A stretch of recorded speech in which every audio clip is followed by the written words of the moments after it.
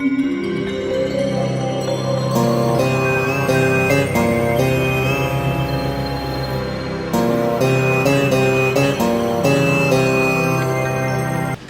రాశి, ఈ రాశి వారికి చాలా యోగ్యంగా, ఆనందంగా, ఉల్లాసంగా ఉన్నది. నేటి కాలం చాలా ఆనందదాయకంగా కాలం గడుస్తూ ఉంటుంది. వీరు చేసిన పట్టిందల్లా బంగారంలాగా అన్ని పనులన్నింటినీ కూడా సాగుతూ ఉంటుంది. కానీ కుటుంబంలో ఒక చిన్నపాటి మాట పట్టింపు అనేటువంటి ఏర్పడుతూ మాట పట్టింపు వల్ల కొంత మానసికమైనటువంటి ఆందోళన ఏర్పడుతున్న తర్వాత తానే తగ్గి మళ్ళీ అన్ని విషయాలు సరిదిద్దుకోవడానికి ప్రయత్నం అనేటువంటిది చేస్తూ ఉంటారు.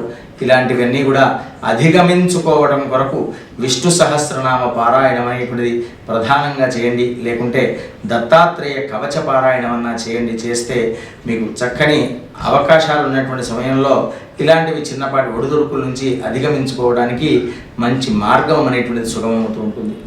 స్వస్తి ప్రజాభ్య పరిపాలయంతాం న్యాయేన మార్గేణ మహిమహీషాః. గోబ్రాహ్మణేభ్యః శుభమస్తు నిత్యం. లోకాః సమస్తాః సుఖినో భవంతు.